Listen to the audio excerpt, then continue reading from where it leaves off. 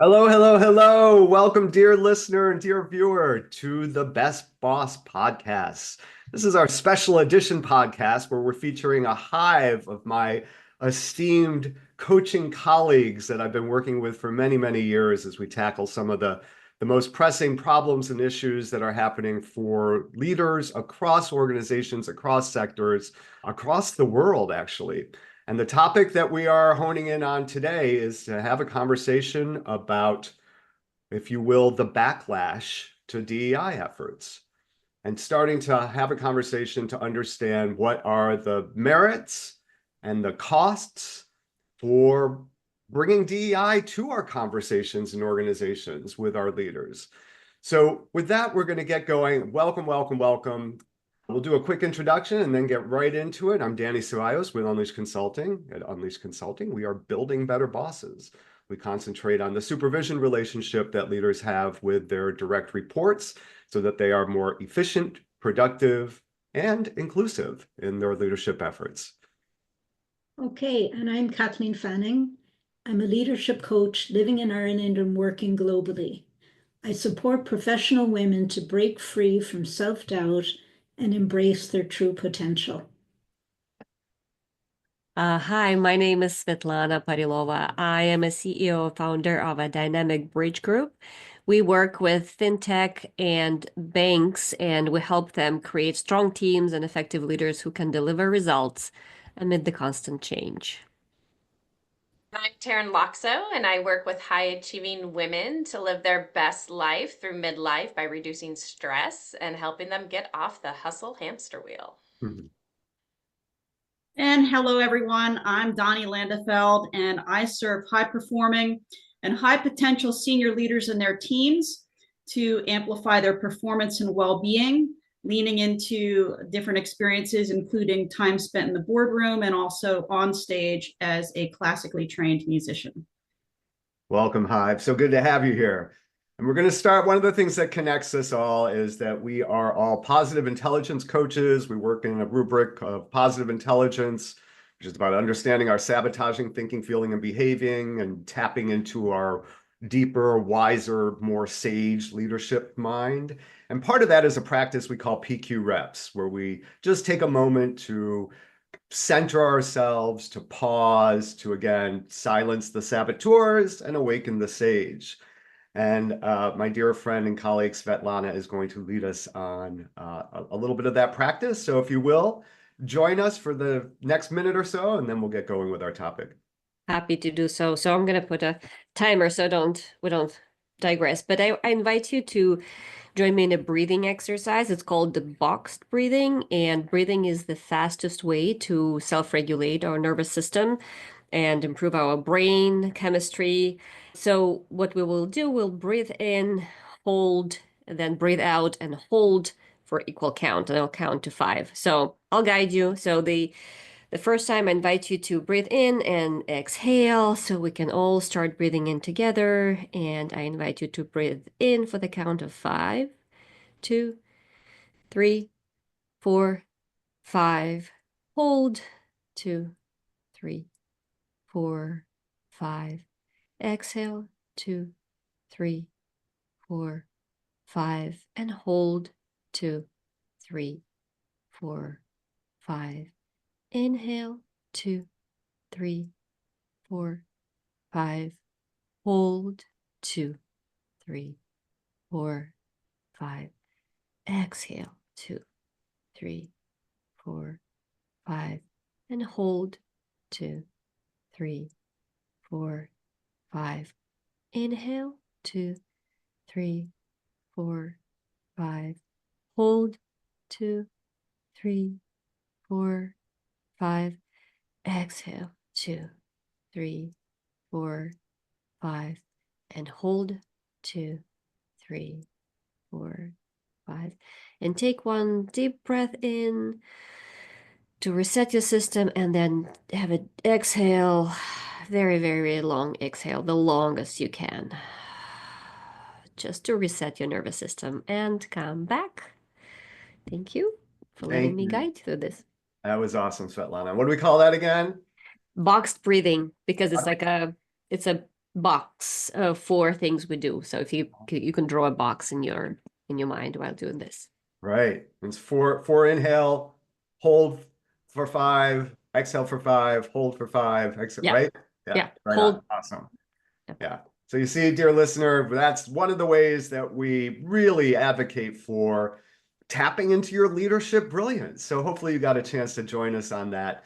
And we want to recommend that anytime you're going into a meeting that's really a high stakes meeting, which tends to be most of the work that we do, is to take a moment to pause beforehand and really, as Svetlana said, to reset your system so that you really truly are in your most effective leadership presence.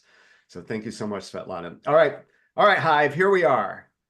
So I got to say, getting ready for this one, this topic has been a little bit bumpier than what we're used to. I think we're all a little, I'm trying really hard not to be political here, but a little beat up by all that's happening over the past few weeks. And one of those things that's happened has been the eradication, the elimination, if you will, the weaponization of DEI efforts, at least at the federal level. So I want to acknowledge, first of all, that none of us are necessarily DEI consultants per se, or DEI coaches. I think we'd all agree it's always been part and parcel of our work in the background, whether we were conscious of it or not. I know for me, in my experience, it's always been not only in the background, but kind of front and center in the work that I've done with leaders. But I want to start us off with a couple of statistics to kind of level set this whole discussion, and then ask you all, Hive, what you think about all this. So first statistic is from McKinsey. McKinsey is well established in terms of being right on the money with the work that they do and the research that they do in leadership. And they say that companies with above average diversity on their executive teams report 19% higher innovation revenue and 36% better financial returns compared to companies with below average leadership diversity. Oh, they also say, however, only 34% of companies report that DEI initiatives had led to measurable improvements in representation. And that last statistic actually comes from Deloitte, who is the other heavy hitter in leadership research, well-established leadership research. So we're at this place now. We've been doing something called DEI for quite a while now at the organizational level, and now we are being called on that and asked, is this really in our best interest? Is it really what we want? Is it really what we need? So my question to you, Hive, is just what are your initial thoughts on this topic? And how do we keep having productive conversations without cutting each other off at the knees because it's such a fraught topic? What are your thoughts? Yeah, Donnie. Okay, so first, I would like to invite our listeners just a little bit of a disclaimer, if we will. And that is anytime a topic that's fragile and as delicate as this, that's politicized in some effort, it just adds to the polarization. And so I believe our job as coaches, because we certainly have clients who are navigating this right now, is to go back to the humanistic side of this, and then what the impact is on their businesses. Because at the very root level of this, we are all human beings. We all have a desire to feel included, like we belong. And I can go back to, again, I use this example on a former podcast of when I was in private school. And there were times when I felt like I wasn't included. I wasn't part of the group. There were students who had 10,000 square foot homes. I didn't have that. And then there was kind of a ripple effect about that. So I go to this part of, let's invite our listeners to go to the place of possibility, and let's talk about the impacts from that perspective. So that's my invitation to start. Mm-hmm. Can I come in, Danny, there? Yeah, please. Thanks, Donnie. What you said really resonated to me, that it's, as you asked that question before, I just thought, it's just being decent. And I know that may sound simplistic, but it's actually not. That we know statistically, but we also know morally, I think, that we all do better if we embrace difference and if we listen to each other. I'm, as you people say, across the pond and probably have a different view on things because this is very much policy in Ireland and in the EU, and there's no change on that. It can be controversial, but I also have a foot on both continents because I grew up in the States. And I, yeah, it's just decent.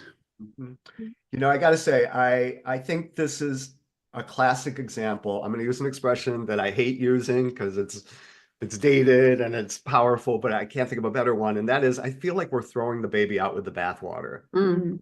Right. So I think we get caught up in maybe we're not seeing across the board the measurable results and bottom line implications, although there's plenty out there that say, yes, we are, but there's also plenty out there that say, no, we're not.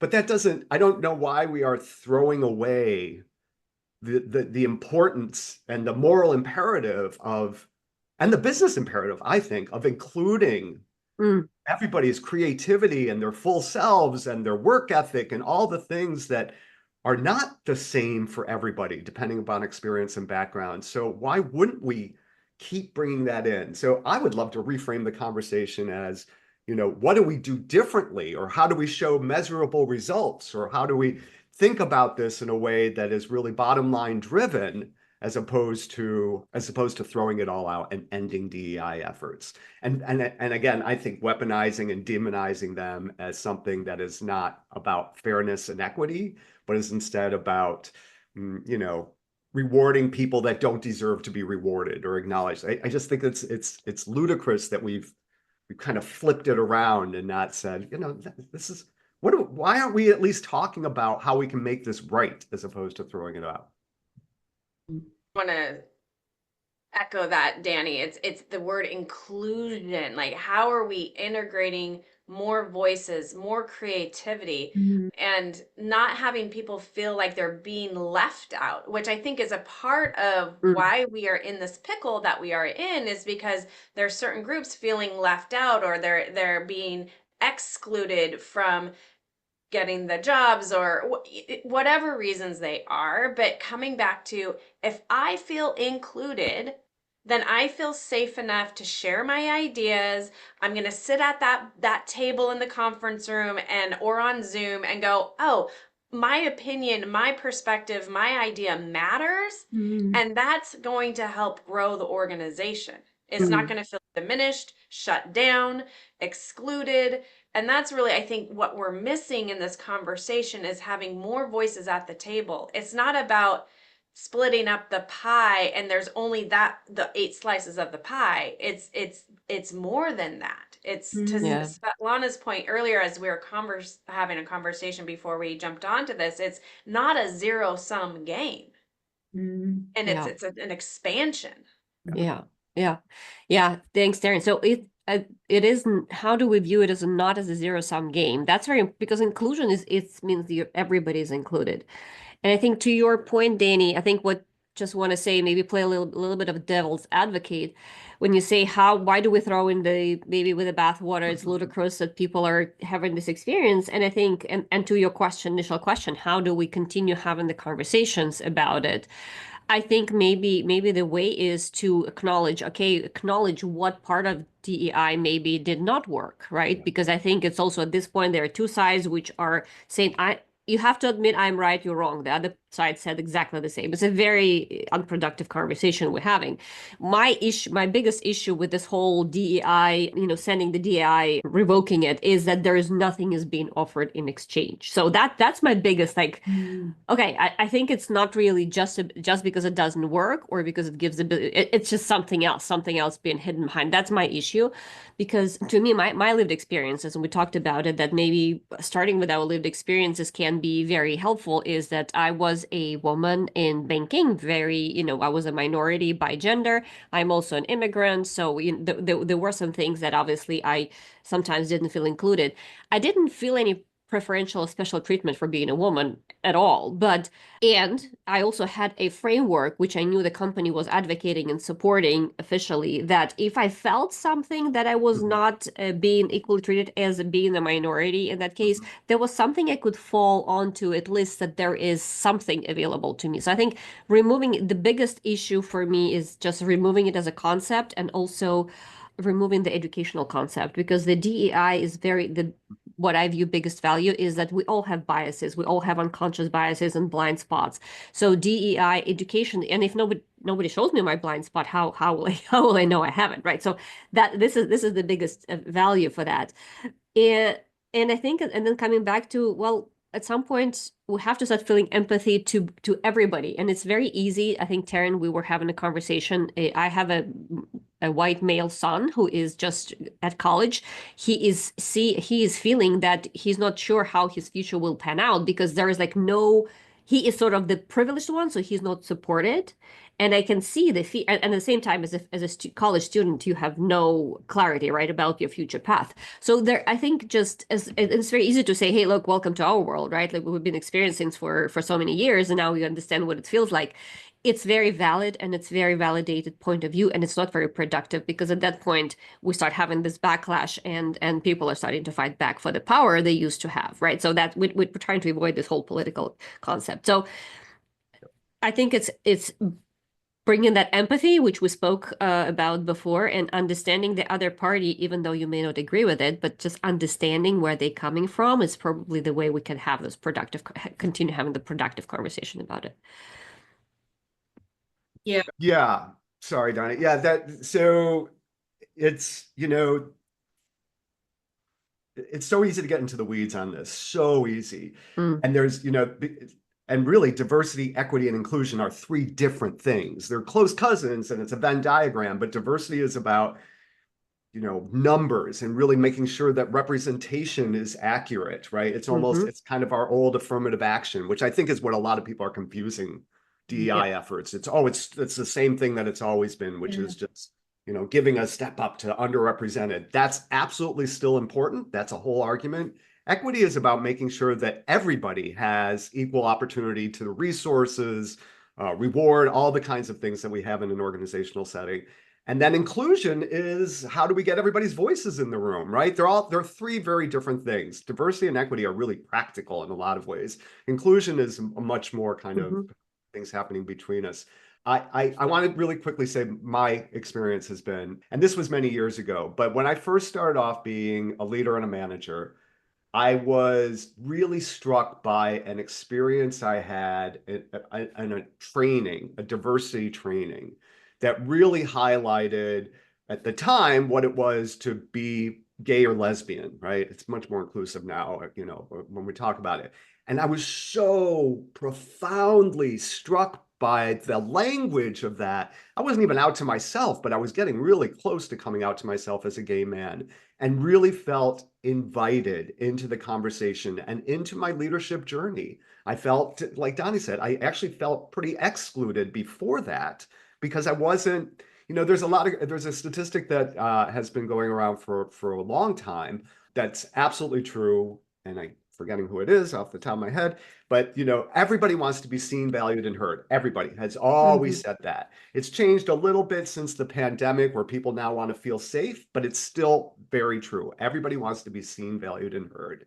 So if we can get to that point, we're going to get people's best in a work environment. So why not lean into that? Right. So can I hop on that for a moment, because it came up twice now. Danny, you talked about the safety, and Taryn, you mentioned it earlier before. So that is a really strong business case for being intentional and purposeful about inclusivity, because we can go back to good old Maslow's hierarchy of needs. And at the very bottom of the pyramid is feeling safe. And it's not just about physical safety, it's psychological safety. And there's an excellent book out there called The 4 Stages of Psychological Safety. I invite all of our listeners to check this out. The model you can't get to the next level until you have first accomplished the first tier, and that is inclusivity. So if we want to get our employees to feeling safe to learn, they first need to feel like they belong. And then if we want them to contribute and grow into their positions, they've got to feel like they can learn and be included in all things that are happening, which eventually leads to innovation. And that is where organizations are going to have the biggest competitive edge for the greatest financial business gains. Pure and simple. So if there's any argument about why this matters as a topic, it's just basic psychology. And we all have this desire, this basic need to feel like we belong, like we're safe. So the question is now, how do we help our clients to do that? And I know we're kind of getting into that now. So Yeah, can I just jump in there? I agree with so much that's been said. Your point about not throwing the baby out with the bathwater. People, I think, sometimes look, oh, diversity hasn't worked. They've tried this. And in Ireland, I know this to be the case, and I'm guessing in the States as well, that inclusivity was not attached to it. Right. So I can have a big party, invite all kinds of people, and then only talk to two. Or I have somebody in a wheelchair, but I don't have a ramp, so they have to sit outside. And I know here in the public service, we had great accessibility. But I know examples where, particularly, people with different disability, there wasn't the effort made into adjusting the workplace to fit. So, of course, they didn't flourish. Surprise, surprise. I think you're nailing it. I mean, you're nailing a big part of it, I think, Kathleen, and that's the accessibility, right? So the accessibility is part and parcel of how we honor diversity, equity, and inclusion. Can folks actually access, whether it's a wheelchair ramp or seeing captions or, all those things, right? I think everybody would agree those are the right things to do, right? So that's part and parcel of this work, is how do we get everybody... there's an activity I used to do when I used to do a lot of DEI work, and I actually burned out on it. It's exhausting. I mean, I think that's part of the backlash, is it is exhausting to do it right and to do it well. But an activity I used to do with teams and organizations, did this dozens of times, is called Who's Here. And everybody gets in a circle and we say, who here identifies as a woman? You step into the circle, you take a look around, you step back, it's all done in silence. But I had a list of like 25, 30 different metrics of diversity, right? Including who here, came from a non-traditional parenting, who here suffered through an addiction, or is, there's so many ways of slicing our life experience. There are some that we need to acknowledge more because historically they've been underrepresented. We leave that to the social scientists to figure out. But make no mistake about it, this is really about getting everybody's voice in the room. Right? And diversity can be cut so many different ways to do that. Kind of follow up on that, Danny. So I think it's what I'm hearing. Again, I'm not coming from DI necessarily, but I think it's about allowing people to be fully themselves, because I think everybody's very different. And to your point, when people talk about DI, they start seeing either race, gender identification, certain very limited number of qualities, right, or characteristics. That's right. But really, it's if we start slicing, everybody has some sort of cross sectionality, right? Has access to something. Some people are have a little bit heavier baggage and maybe something they need to fight for more, some people less, but in the end of the day, everybody has their very different point of view and different experiences. So it's about making people comfortable showing up as they truly are. And I'm really wanting to make a business case, coming back to the business case about it, because you shared the statistics about the innovation, and I want to just give a little bit more color to the statistics. You said 19%, but it's it depends. Is it the relative percentage or is it absolute? absolute. So really what it's, I think it goes that they study, the McKinsey, it's actually British Boston Consulting Group. They discovered that the companies with a below average diversity in the leadership have generated about 26% of revenue from innovation and change. So new products, services, and features over the last 3 years. And on the other hand, companies with above average diversity in the leadership team generated almost half, 45% of their revenue came from innovation. Looking where we sit right now with the imperative to innovate, with basically whoever is able to innovate the most will remain relative and relevant and will succeed and thrive. I think it's just a great business case to bring in, because innovation will will continue to be important, and you cannot fight it. You cannot fight this change. And also to add that it's looking at the representation and the composition of the customer base, of the employee base. The millennials and Gen Zs are the two generations where the minorities are becoming the majority of the population. So it's just a very plain business case for people that you want to have representation in your company which matches your customer base, which matches your employee base, because you want to retain the greatest talent, you want to create products that are relevant to your people. It's really, even from that perspective, I think it's very, very clear. Yeah, I agree. I completely agree. And we're getting close to time here, folks. So I want to keep, open the floor again if anybody wants to say anything to kind of to settle in on what you want to offer as a last piece of thinking on this. And I'm going to start if I may, and then whoever wants to jump in would be great. Yeah, Svetlana, I so appreciate what that there's the business case. You can find the right statistics to support a business case, right? You can fight the right statistics to say that it's not doing the right thing, but we can't argue with the fact that innovation, especially now, is more important than ever in how we operate as a business, how we operate as individuals.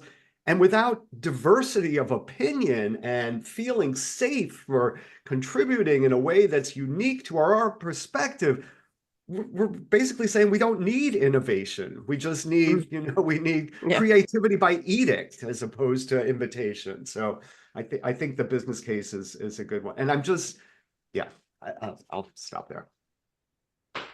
I want to bring into this, well, maybe you're a leader as a listener here, and you're like, well, I'm feeling really stuck and overwhelmed and I don't know what to do. This is where we can be partners in those conversations. We can have innovative conversations to start thinking about, well, what does inclusion look like, sound like, feel like, and go through some design thinking, bring in multiple points of view to understand what is that shift that you want to make in your organization, because this actually matters, right? We want to have more employees living their best life. We want to reduce mental health issues. We want to increase profit. Well, that all comes from a place of innovation and safety. Love it. Yeah. Donnie. I'll offer a piggyback on that as well. And I believe that addressing the backlash to DEI is not just about throwing a few bones here and there or maintaining compliance. It's not about tokenism, something that Kathleen and I talked about before. It's not this one-time effort. It's an ongoing strategy to be intentional, to be purposeful, to embrace openness, to have that growth mindset that is the only path to innovation. And the way that we can all help our clients, leaders, and teams do that is to get clarity on their core values that drive organizational success. It's all very much tied together. Yeah. I don't think I can add anything. I think we have such wise voices here, who of course I care for, but it just makes sense business-wise, and not to discount our humanity. Yeah, thank you. Yeah, I just want to jump in and I think, Kathleen, thank you for bringing it and finish it with us with a heart, right? Finishes, why is it most important for you, dear listener, dear viewer? Why is inclusion important to you? Maybe to you, to yourself, to your teams, to your people around you. Just think about those stories, and I think that may be my last thought. Yeah, that's great. Yeah, thank you so much, everybody, for joining. First of all, thank you, Hive, for being the brilliant queens that you are. Just love this conversation.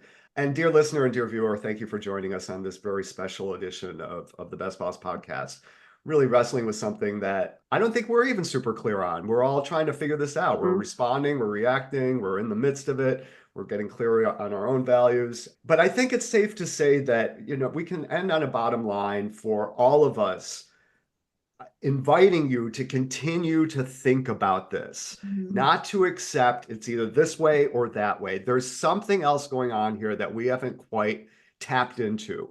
And I heard a number of you say it, welcoming our organizational leaders to really think about what is most important about this and then building from that.